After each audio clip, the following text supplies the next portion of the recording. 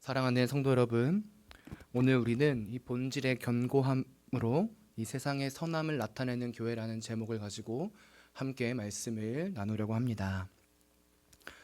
우리 주님께서 죽으시고 부활하신 그 부활의 은혜를 우리가 누린 지 벌써 3일이 지났습니다.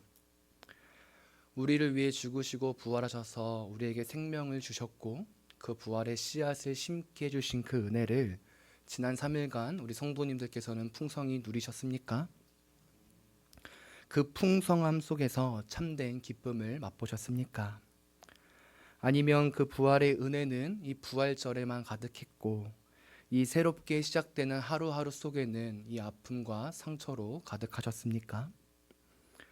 우리는 아마 이 부활의 은혜를 매 순간 누리고 싶어 하고 매일매일 그 부활의 풍성한 은혜로 살아가고 싶어 하지만 그러지 못할 때가 많음을 보게 됩니다. 우리 안에 있는 죄성의 문제일 수도 있고 이 세상의 풍조가 그렇게 만들 수도 있고 우리 안에 있는 이 관계성의 문제 때문에 그 부활의 은혜를 충분히 누리지 못할 수도 있습니다. 이 우리 안에 있는 안과 바깥의 문제들로 인하여 그 은혜와는 조금 동떨어진 삶을 살아가고 있는 것이지요. 그러나 교회는 그런 존재가 되어서는 안 됩니다. 우리는 우리 주님께서 죽으시고 이 부활하신 그 은혜를 매일매일 감당하고 매일매일 풍성히 누려야 합니다. 매일매일의 삶이 이 부활의 은혜를 맛보는 이 주일의 은혜가 되어야 하는 것이지요. 비록 이 세상 속에서 나그네이며 많은 이들이 우리를 조롱하고 비난한다 할지라도 그럼에도 우리는 그리스도인답게 이 거룩한 백성답게 이 왕같은 제사장답게 살아가야 하는 것입니다. 아니 오히려 우리의 삶을 통하여 이제는 믿지 않는 자들이 오늘 본문의 말씀과 같이 하나님께 영광을 올려드리는 그 모습까지 우리가 행해야 합니다. 더 적극적으로 그리스도인이 살아가야 한다라는 것을 보여주고 있는 것이지요. 그리고 오늘 베드로 사도가 이 본문 말씀을 통해 놀라운 이 은혜의 사실들에 대해 이야기합니다. 이 세상 속에서 우리가 부활의 빛을 맛본 자로서 가장 귀하고 아름다운 존재임으로써 그 은혜의 빛을 따라 선한 풍성한 열매를 맺을 것을 우리에게 말해주고 있는 것입니다. 원하기는 오늘 이 말씀을 통해 우리의 삶이 바뀌기를 소망합니다. 정말 하나님의 자녀이자 성도이자 이 부활의 씨앗이 심겨져 있는 거듭난 백성이라면 그 심겨진 씨앗이 자라나 열매 맺는 우리 귀한 교회가 되기를 소망합니다. 이 세상에 휩쓸려 가지 마시고 그 세상을 뛰어넘는 존재, 특히 그래야 해서 이 세상이 우리를 보고 하나님께 영광을 올려드리는 그 놀라운 은혜를 오늘 말씀을 통해 맛보시고 그 말씀 가운데 걸어가는 우리 귀한 성도님들이 다 되시길 간절히 소망합니다. 그럼 하나님 말씀을 보도록 하겠습니다. 먼저 베드로는 이 1장의 말씀부터 2장 10절까지 교회가 어떤 자인지에 대해 말해 주었습니다. 교회가 누구입니까? 우리가 매달 듣지만 교회는 베드로 사도가 이야기할 때 바로 세상 속에 있는 나그네라고 이야기합니다. 그들의 본질은 가장 아름다운 존재이나 세상 속에서 나그네처럼 고향이 없는 집이 없는 자로서 고향이 멀리 떨어져 있는 존재가 바로 교회다라는 것을 보여주고 있는 것이지요.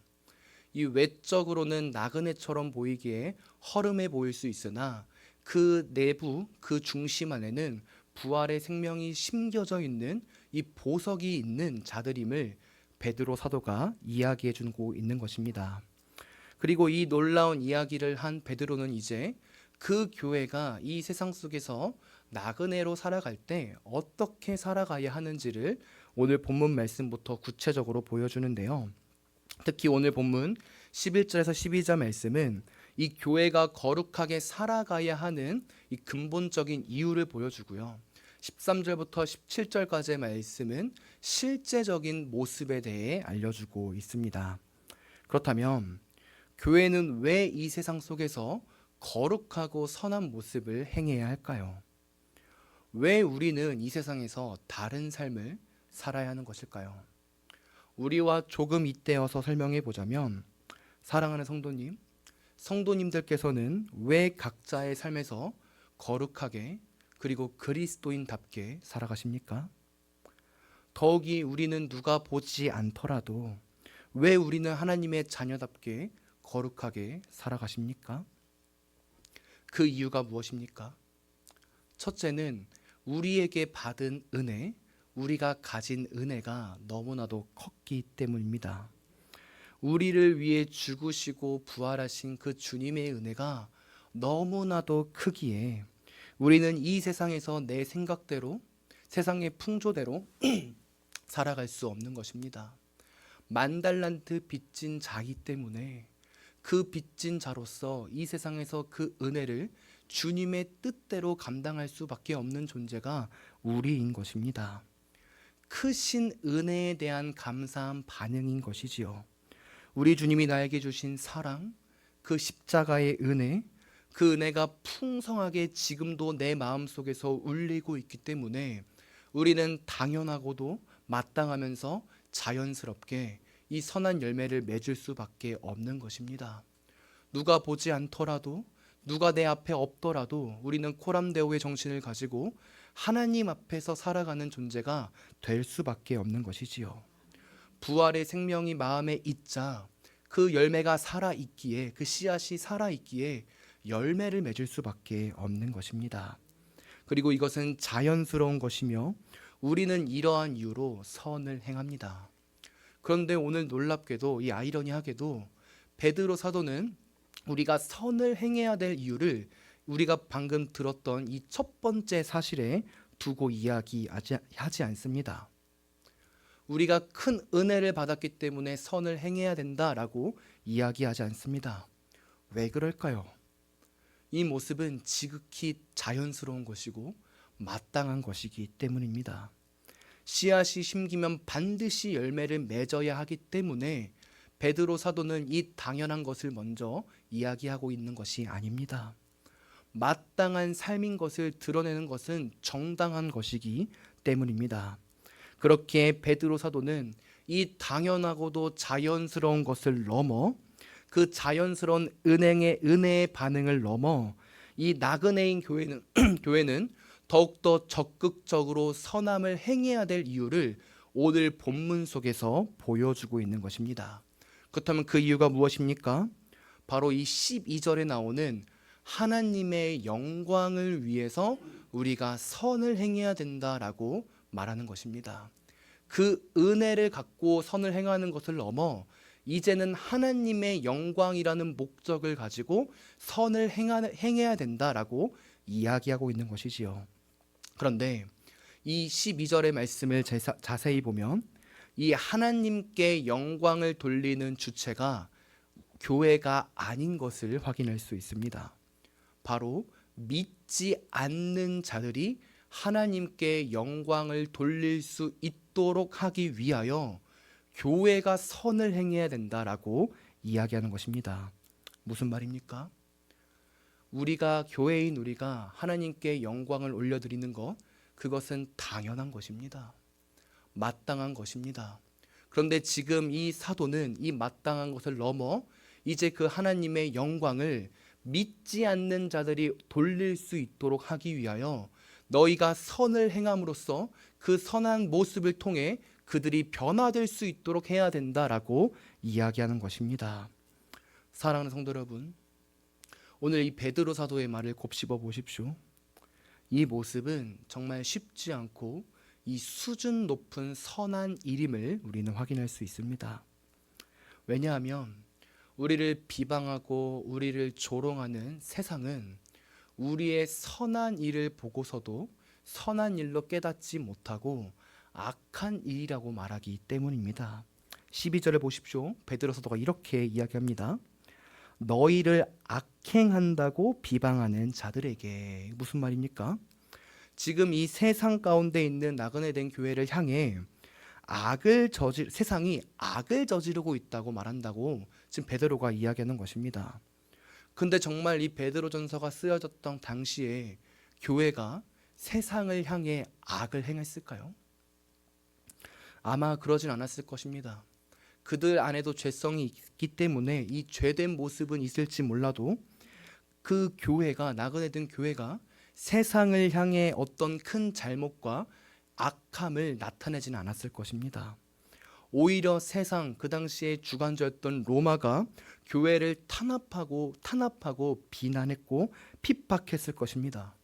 그렇다면 왜 베드로 사도는 지금 세상이 너희를 향해 비방한다라고 이렇게 이야기하고 있는 것일까요? 왜 너희는 비방을 하는 자고 악행을 행하는 자다라고 세상이 이런 이야기를 하고 있다라고 말했을까요? 그것은 바로 이 교회에 대한 아름다운 모습들이 세상의 눈에 보기에는 악행으로 보였기 때문입니다. 교회 안에 있는 이 성찬을 한번 생각해 보십시오. 어떻게 말합니까? 예수님께서 이것은 나의 피다, 이것은 나의 살이다 라고 말합니다. 그리고 그것을 성도들이 예수님이 승천하시고 난 이후부터 먹고 마십니다. 믿지 않는 자들이 볼 때 어떠했을까요? 이해할 수 없는 말과 모습들입니다. 살을 먹는다고? 피를 먹는다고? 그래서 어떤 이들은 이 기독교를 시기하는 집단이다라고 이야기하기도 했습니다. 비방하는 자들의 입장에서는, 이 세상의 입장에서는 기독교가 악행하는 것처럼 보이는 것이지요. 더욱이 세상의 입장에서 세상의 신을 섬기지 않는 이 기독인들을 보았을 때 어떤 느낌이 들었을까요? 그리스도인으로서 거룩한 백성인 교회로서는 구별된 모습일지 모르나 세상의 입장에서는 교만하고 포용하지 못하는 자들의 모습으로 보였습니다. 악행을 저지르는 것이지요. 더불어 세상이 행했던 문화들을 따르지 않는 그리스도인들의 모습을 보았을 때 그 세상은 어떻게 느꼈을까요? 그 그리스도인들의 모습이 낯설게 느껴졌습니다. 세상이 정답이고 교회가 바람직하지 않은 것으로 느껴진 것이지요. 이처럼 교회의 아름다운 모습들이 세상의 눈에 볼 때에는 이 악행하는 모습처럼 보인 것입니다. 그래서 이 베드로 사도는 세상이 너희를 향해 비방하는 자들이다 라고 이야기하고 있다고 말하는 것입니다. 그렇다면 이러한 모습 속에서 교회는 어떤 모습을 취해야 할까요? 우리의 생각으로는 이러한 모습 속에서 교회가 해명해야 될 것처럼 느껴지기도 합니다. 너희가 아는 것은 틀렸다. 왜 알지도 못하면서 그런 말을 하느냐라고 말하는 것이 바람직해 보이기도 합니다. 그런데 오늘 말씀을 자세히 보십시오. 베드로는 이러한 해명을 이야기하지 않습니다. 그럼 어떻게 이야기합니까? 더 선하고 더 거룩한 모습으로 나아가라고 명령합니다. 11절의 말씀처럼 더 육체의 정욕을 제거하라고 이야기합니다. 그리고 그 모습을 통해 세상이 기독인들의 모습을 보며 그들은 무엇인가 다르다. 저 모습이 맞는 모습일 수도 있겠구나라는 이 사실을 흐릿하게 알아 그들이 교회 안으로 들어와 그 복음을 듣고 믿어 하나님께 영광을 돌려드릴 수 있도록 해라 라고 명령하는 것입니다. 변증하고 해명하는 것이 아니라 그 삶으로 들어가 너희의 거룩한 모습을 통해 그들이 바뀔 수 있는 모습으로 만들어라 라고 말하고 있는 것입니다. 사랑하는 성도 여러분, 우리 교회가 이런 교회가 되어야 할 줄 믿습니다. 은혜에 감사하여 당연히 마땅히 선을 행하는 것이 아니라 지금 기독교가 얼마나 많이 욕을 먹고 있습니까? 얼마나 많은 비방을 듣고 있습니까? 윤리가 무너져 도덕이 무너져 이 비방받고 있는 이 시기에 그 윤리와 도덕을 다시 회복하여 그들 앞에서 참된 교회의 모습이 이런 모습이다. 그러니 그 모습을 통해 너희가 변화되었으면 좋겠다라는 그 은혜의 소식을 전하는 교회가 우리 교회가 되기를 소망합니다.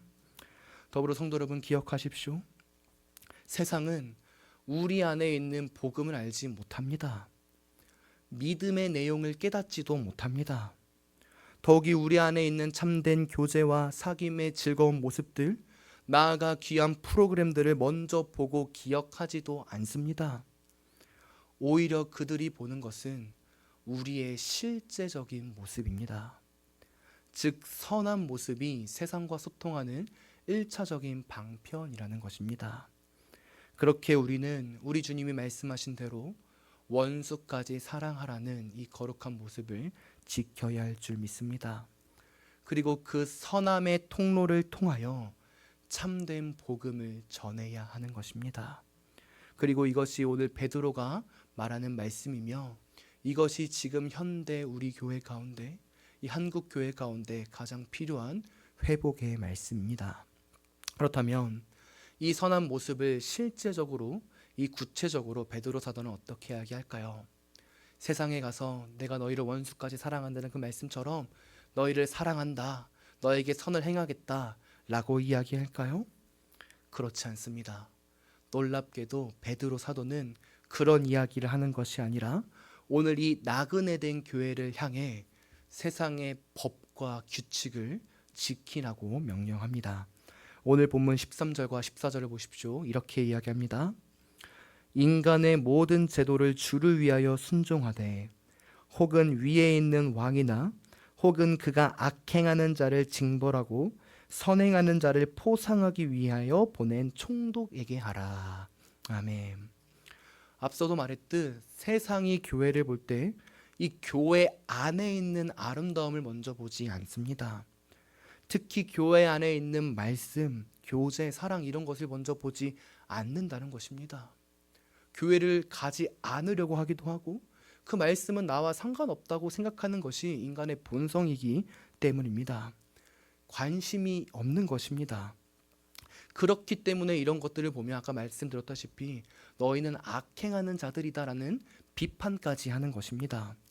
그렇다면 세상이 교회를 볼 때 보는 것이 무엇입니까? 바로 세상 속에 거하고 있는 교회가 어떻게 살아가고 있는지를 보는 것입니다. 그리고 세상은 교회의 살아감을 자신의 생각, 나아가 세상의 규칙이자 법과 도덕과 윤리를 통해 판단합니다. 당연한 거 아니겠습니까? 하나님의 말씀을 볼 수 있는 그 안경이 없으니 세상은 자신의 시야, 세상의 안경을 통해 보는 것이고 그 세상의 안경이 바로 도덕과 윤리입니다. 그리고 그 도덕과 윤리로 우리 교회를, 이 한국 교회를 1차적으로 판단하는 것입니다. 그리고 이 당시에 법과 도덕을 만든 자가 누구였습니까? 바로 왕과 총독이었습니다. 그래서 베드로 사도는 이 나그네 된 교회를 향해 왕과 총독들이 행한 그 규칙과 규범을 너희가 먼저 지켜야 한다. 그것을 지킴으로써 거룩한 모습을 드러내야 한다라고 이야기하고 있는 것입니다. 그런데 여기서 중요한 사실이 한 가지 더 있습니다. 그것이 무엇일까요? 바로 교회가 이 세상의 시선 속에서 그 세상의 규칙과 법을 지킨다 할지라도 이 교회의 정체성과 우선순위는 잊어버려서는 안 된다는 것입니다. 그리고 그 사실을 베드로 사도도 이야기하고 있는데요.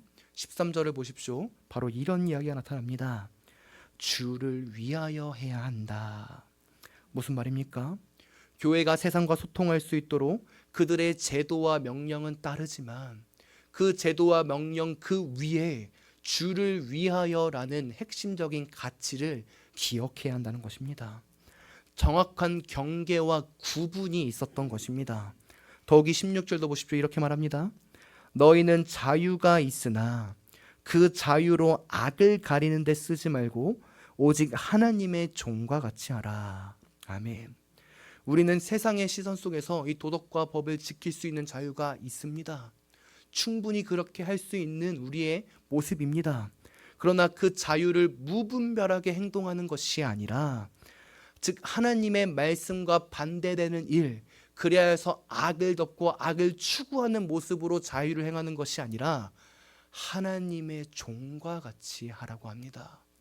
하나님이 세상 모든 위의 주관자이심을 기억하고 그 뜻 아래서 세상과 소통하라는 것입니다. 그리고 여기서 우리는 중요한 두 가지 통찰을 얻게 됩니다. 사랑하는 성도 여러분, 세상과 우리가 소통하기 위해서 우리에게 필요한 것이 무엇일까요? 그것은 바로 우리 안에 있는 거룩하고 구별된 모습들입니다. 즉 오늘 말씀에 따르면 이 세상의 법과 규칙, 도덕, 나아가 우리의 헌법들을 지키는 것입니다. 자잘한 것이라 할지라도, 남들은 다 지키지 않는 것이라 할지라도 우리는 지켜야 합니다. 도덕과 윤리적인 삶을 살아야 하는 것입니다. 이 말씀을 준비하면서 어떤 생각이 떠올랐냐면요, 제가 어떤 도덕과 윤리를 지켜야 할까? 바로 이 차를 운행할 때 이 신호를 제가 잘 지키거든요. 근데 가끔씩 이제 빨리 가야 될 때 이거를 넘겨야 될까 말아야 될까, 이런 고민을 하고 있는 저의 모습들이 보입니다. 특히 이제 교회 앞에서 이제 주일 일부 예배 때 이제 차량 운행을 하는데, 일부 예배를 마치고 이제 가게 축도 끝나고 약간 시간이 부족해요. 그래서 제가 항상 이제 진사갈비 앞에 차를 대는데, 다들 아시다시피 진사갈비랑 저희 교회 앞이랑 그 직진이 불가능하지 않습니까? 근데 빨리 가기 위해서 이 직진을 할 때가 있습니다. 그게 말씀을 듣는 준비하는데 계속 떠오르더라고요. 많은 사람들이 그렇게 하고 저도 했는데 교회인 내가 그 모습을 지켜야 되지 않는가? 라는 생각이 들었습니다. 원래 이 말씀은 본문에 이게 설교 제목이 없습니다. 왜냐면 이 말을 하는 순간 저는 그 말씀을 지켜야 하기 때문이죠. 이제 더 이상 그걸 하지 못하기 때문에 하는 건데, 이 말씀을 준비하면서 그런 사소한 것, 남들은 다 어기는 것이라 할지라도 지켜야 되는 것이 우리의 모습이지 않나 생각이 듭니다. 그리고 이러한 교회의 윤리적인 부분들이 정말 이 시대 가운데서 많이 무너졌습니다. 교회 안에 참된 진리가 있음에도 불구하고 이 윤리와 도덕과 이 법을 지키지 않아 세상 사람들이 볼 때는 교회 안에 참된 진리가 없다고 이야기하기도 합니다.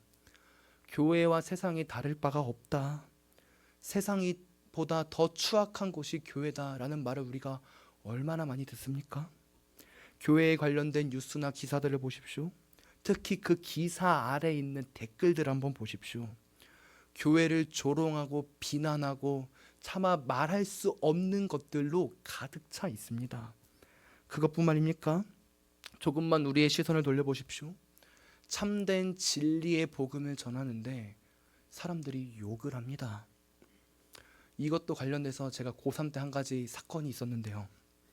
제가 고등학교 3학년 때 이 모교 이 고등부에서 이제 함께 주일 예배를 드리고 오후에 이 평촌 중앙공원에 가서 이 복음을 전하는 시간이 있었습니다. 저희 교회는 지금 우리 교회는 지금 백지전도를 하고 있지 않습니까? 그 당시에 저는 이 사형리 중에서 이 사형리 가운데 이제 과일 모양으로 된 게 있습니다. 그래서 과일의 첫 번째 모습은 아름다운데 그 씨 안에 살펴보면은 썩었다. 그게 우리의 죄된 모습이다. 그러나 예수 그리스도를 통해서 우리가 다시 회복된다라는 것을 이 주일에 한 달 동안 배워놓고 이제 평촌 중앙공원에 가서 고등부와 같이 이제 복음을 전하도록 간 겁니다. 그날도 아마 4월 그러니까 이때쯤이어가지고요. 많은 분들이, 많은 가정들 그리고 많은 사람들이 그 중앙공원에서 놀러 모였습니다. 그리고 저는 그 가운데 가서 이 교회에서 왔는데 이제 고등학교 3학년인데 이 복음 전하러 왔습니다라고 이야기를 하면서 그 이제 그림과 함께 보여드렸습니다. 이 첫 번째 가정은 감사하게 잘 들어주시더라고요. 믿지 않으셨지만. 그래서 두 번째 가정을 살펴보다가 이제 한 가정이 이제 그때 딱 치킨을 먹고 계시길래 가서 이제 제가 얘기를 드렸습니다. 그런데 그 얘기를 들을 때 이 어떤 아저씨가 아빠시겠죠? 정말 입에 담을 수 없는 욕을 하시면서 저한테 이 교회욕, 기독교욕 그런 데 가는 건 아니다. 너 고3인데 뭐 하는 거냐. 공부나 해라. 이런 말을 진짜 한 10분 동안 저한테 하시더라고요. 진짜 그때 그런 욕을 처음 들어봤습니다. 그때 너무 충격이었는데요. 그때 그 사건을 겪고 전도하는 게 맞나? 이런 것까지 우리가 당해야 되는 건가? 라는 생각이 들었고요. 왜 아름다운 이 말을, 복음을 전하는데 사람들은 욕을 하는가? 라는 생각을 들었습니다. 더욱이 그것뿐만입니까? 이 무신론자와 한번 이야기를 해보십시오. 나는 예수 믿지 않는다. 내가 중심이다. 라는 분들과 한번 이야기를 해보십시오. 이 자신이 중심이 되어 이 객관화되지 않은 논리로 교회의 기본 진리들을 다 거짓되게 만들어 봅니다. 그러면서 결국에 나중에 하는 말이 무엇인지 아십니까? 나는 교회 갈 바에 차라리 지옥을 가겠다 라는 이야기를 수도 없이 들었습니다. 나아가 현 시대는 어떠합니까? 교회가 도덕적으로 윤리적으로 무너져 교회가 정말로 아름답게 헌금을 사용하고 직분을 가진 자들이 바른 말씀을 전해도 이 세상은 헌금은 교회의 배를 부르게 하는 일이다. 목사는 이중적인 마인드를 갖고 있다.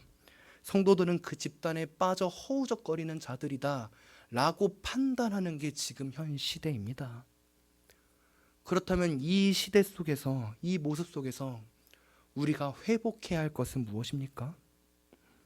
오늘 베드로 사도의 말에 의하면 세상의 법을 지키는 것이 먼저다라고 이야기합니다. 세상 속에 들어가 그들의 삶 속에서 그들이 지키고 있는 것을 먼저 지키는 것입니다. 세상 사람들보다 더 거룩하게, 더 선하게 살아가는 것입니다. 그래야 해서 그들이 우리를 볼 때 어떻게 이 교회는 이 세상 속에 있음에도 불구하고 다른 빛을 낼까? 라는 의문이 들게 해야 합니다. 분명 이 사실을 안다 하여 그 세상이 구원을 얻는 것은 아닙니다. 믿음 속으로 들어오는 것도 아닙니다. 그들이 유일하게 은혜 속으로 믿음 안으로 들어올 수 있는 이유는 특별계신 성경 안에서 복음을 들어야 하기 때문입니다. 그러나 그들이 성경을 보려 하지도 않고 읽으려 하지도 않기 때문에 우리 주님이 우리를 위해 이 땅에 내려오신 것처럼 우리도 그 세상을 향해 내려가야 합니다. 그들 앞으로 가서 그들과 함께 소통할 수 있도록 그들의 기준을 지켜야 하는 것입니다. 그들의 시선으로 내려가 하나님의 말씀을 따라 살며 하나님의 자녀로 살아가는 것이 얼마나 기쁘고 행복한 것인지를 보여주어야 하는 것입니다. 그리고 그럴 때 세상은 느낄 것입니다. 저 성도는 다르다. 저 교회는 무엇인가 다르다. 그리고 그 다름을 통해 세상이 우리의 이야기를, 진짜 복음의 이야기에 귀를 기울일 것입니다. 성도 여러분, 이 사실을 기억하십시오. 특히 이 우리 성전 건축을 완공함에 앞둔 우리 교회가 정말로 절실히 필요한 말씀일 줄 압니다. 건축이 끝나면 어떻게 될까요? 많은 세상 사람들이 우리 교회를 바라볼 것입니다. 새로운 건물, 새로운 시설이 그 세상 사람들의 눈을 사로잡는 것입니다. 그러나 그 모습은 오래가지 않습니다. 더욱이 참된 삶의 변화 없는 이 외적의 모습은 그들로 하여금 건물은 바뀌어도 똑같겠구나라는 말만 들을 뿐입니다. 그렇기에 우리는 이 건축의 완공함에 잇대어 참된 그리스도인으로서 우리의 본질과 우리의 행함을 먼저 바꾸어야 합니다. 건물의 아름다움만 보여주는 것이 아니라 우리 교회 안에 있는 성도들이 얼마나 거룩한지, 얼마나 구별된 존재인지, 그래서 얼마나 사랑이 가득하고 그리스도인답게 살아가는지를 보여주어야 합니다. 그것을 보여줄 때 세상은 우리를 보게 되는 것입니다. 우리 영흥교회는 다르다. 저 교회는 이 시대와 같은 교회가 아니다. 그래도 영흥교회 가면 소망이 있고 정직하다 라는 말을 그 시작점 속에서 나타낼 수 있는 것입니다. 이런 은혜가 교회 건축 완공을 앞둔 우리 교회 가운데 있기를 간절히 소망합니다. 그러면 마지막으로 이런 모습 속에서 정말로 중요하게 여겨야 될 두 번째 통찰의 내용은 무엇일까요? 사랑하는 성도 여러분, 세상 속으로 우리가 걸어갈 때, 이 세상의 시선으로 내려갈 때 정말 중요한 사실은 바로 세상과 혼합되지 않아야 한다는 것입니다. 우리가 세상을 향해 세상 속으로 들어가지만 그럼에도 절대 잊어서 안 되는 것, 사실은 바로 우리의 본질을 기억해야 한다는 것입니다. 현재 많은 교회들이 세상과 소통하기 위해서 많은 노력을 합니다. 많은 프로그램, 많은 활동, 많은 자료들을 가지고 세상에 나아갑니다. 그런데 그 모습을 자세히 보십시오. 프로그램과 활동과 자료들만 있습니다. 바른 본질과 신학과 신앙이 없습니다. 조금 더 강하게 말하자면 우리는 구분과 경계 속에서 오늘 베드로 사도의 말에 의하면 주를 위하여 하나님의 종으로서 그 일을 감당해야 되는 것인데, 오히려 지금 교회는 세상을 주로 삼고 세상의 종이 되어 그 세상에 맞추어 살아가는 모습이 너무나도 많습니다. 세상과 소통하기 위해 교회의 본질을 잃어버린 것입니다. 그런데 이렇게 나가면 어떻게 되는지 아십니까? 교회가 본질을 잃어버렸기 때문에 빛을 잃습니다. 그래서 지금 우리가 많이 걱정하고 있는 이 유럽 교회처럼 되는 것입니다. 교회 안에서 술판이 벌어지고 교회가 이단에 팔리고 관광 사업으로 전락해 버리는 것입니다. 교회가 본질을 잃어버렸기 때문입니다. 그렇기에 교회는 가장 먼저 본질을 잊어서는 안 됩니다.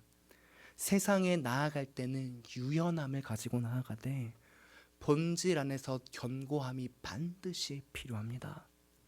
그러면 우리는 어떻게 해야 이 본질의 견고함을 누릴 수 있을까요? 가장 먼저 교회 안에서 우리는 이 세상적인 어떤 프로그램보다 이 성경을 알아가는 일에 힘을 써야 합니다. 이 세상적인 프로그램은 믿지 않는 자들에게 다가갈 때 하는 방편이고요.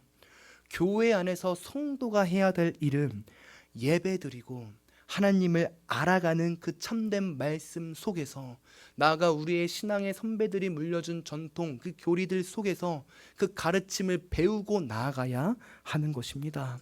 계속해서 끊임없이 가르쳐야 합니다. 그 가르침 속에서 삼위일체 하나님을 반드시 알고 그 은혜로 견고히 세워지는 교회가 되어야 하는 것입니다. 진리에 대한 확실함이 있어야 하고요. 누가 뭐라 해도 흔들리지 않는 그 견고성이 있어야 하며 신앙을 키워 나가야 합니다. 더 말씀을 보아야 하는 것입니다. 10년 신앙생활했다고 20년 신앙생활했다고 끝나는 것이 아니라 우리는 계속해서 신앙을 견고히 세워가야 하는 것입니다. 왜요? 세상은 계속해서 견고하게 세상의 가치를 변화를 주며 우리에게 대적하고 있기 때문입니다. 그래서 우리도 매일매일 매년 매 순간순간마다 우리가 하나님 나라를 갈 그날까지 그 말씀 앞에서 자라나야 하는 것입니다. 모든 성도가 하나님 말씀 알아감에 있어서 최선을 다해야 하는 것입니다. 말씀에 대한 실력이 있어야 하는 것입니다. 그리고 그럴 때 어떤 문제가 와도 우리 안에 실력이 있기 때문에 넘어지지 않습니다. 그 실력이 어떤 순간에 오더라도 혼합으로 가는 길을 막습니다.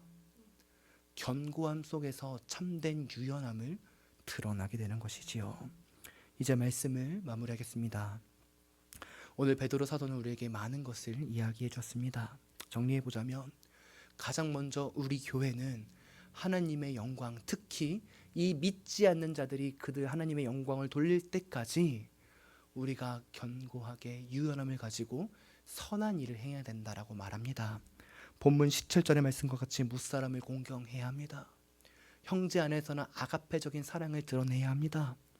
나아가 하나님을 두려워하는 모습도 있어야 하고요. 왕을 존대해야 합니다. 세상의 가치 그 속에 거해야 된다는 것입니다. 특히 믿지 않는 자들이 돌아올 수 있도록까지 우리가 거룩한 모습을 나타내야 합니다. 그러나 이 선함 가운데서 가장 필요한 것 한 가지, 그것은 바로 하나님을 제대로 알아가야 합니다. 주를 위하여 해야 합니다. 하나님의 종으로서 해야 합니다. 본질을 잊어서는 안 되는 것입니다. 원하기는 우리 교회가 먼저 이 세상 속에서 참된 본질, 하나님의 말씀의 그 아름다움을 깊이 묵상하고 풍성히 누리시는 귀한 교회가 되길 원합니다. 그리고 그 교회의 본질 속에서 이 세상 누가 보더라도 가장 아름답고 선한 모습으로 우리 영혼교회는 살아있다, 생명의 씨가 열매 맺고 있다라는 그 말을 들을 때까지 거룩한 모습으로 살아가는 우리 교회가 되길 간절히 소망합니다. 견고함 속에서 유연함을 잊지 마십시오. 기도하겠습니다.